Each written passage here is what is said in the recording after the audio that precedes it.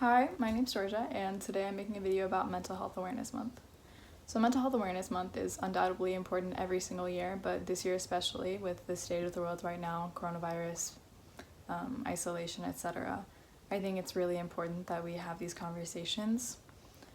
A lot of us are experiencing upset daily routines, mental health routines, reduced access to health coaching or therapy or other mental health resources, reduced access to outlets such as team sports and other team activities, and also increased family time, isolation from friends, etc.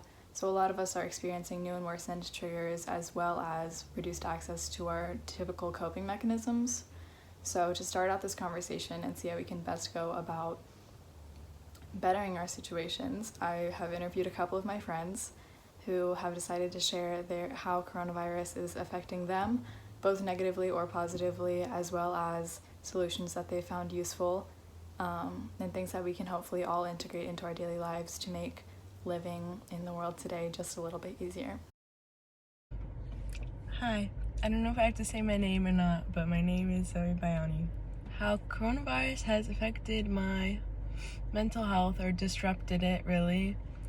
Up until now, I'm doing better now. Like, that stuff is, like, restrictions are a little bit lighter, but at the beginning, like, the stress of doing all my schoolwork at once and having it, like, completely change formats, and then on top of that, like, just being, like, lonely. I'm, like, the type of person that needs to be out a lot and, like, with people to, like, be in a good mood. Like, when I'm alone, I'm just, like, not in a good mood.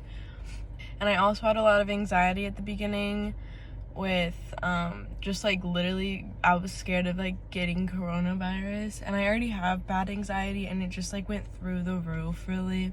An extended amount of time of that, and then all the stress was, like, really getting to me. Now that, like, the restrictions are a little less and I can, like, see people and I'm done with school, like, I'm feeling a little bit better.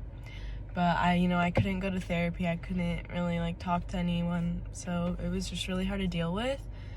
And then that kind of ties into, like, how it disrupted my coping mechanisms, I guess, because, like, the way I cope with stuff, I don't know if it's a good thing, but I just like to distract myself and just do something else that, like, makes me happy and puts me in a good mood to cope with things. But it was really hard to do that when I was just stuck in my house all day. My mom still had to go to work, and I had to, like, fix myself food all day, every day. But I don't, like, have a good relationship with food, so it was really hard to, like, adjust to, like, making sure I eat what I need to eat and, like, when I need to eat and, like, stay healthy. It was really hard at first. But again, I'm feeling, like, a lot better now that they know more about it now, and there's less restriction. And if others are struggling with, like, this anxiety and stress that I have, you can go on a walk or, like, go on a drive by yourself to, collect your thoughts. I'd say, like, the biggest thing you just gotta do is, like, look out for yourself, really, like, take care of yourself, and, like, don't feel bad about yourself if you're, experiencing all these, like, negative emotions, because everybody's going through it. So yeah.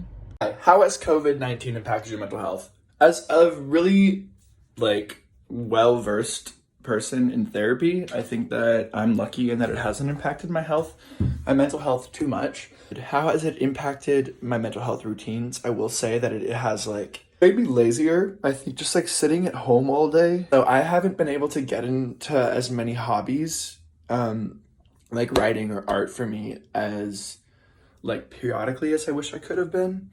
Have factors of COVID, quarantine, family, or other things proposed new or worsened triggers for you? I've had conflicts with my family. I think that, like, that's been the biggest thing for me. It's just, like, navigating what to do about being so close with your family all the time. How have you been able to overcome your specific previously mentioned problems?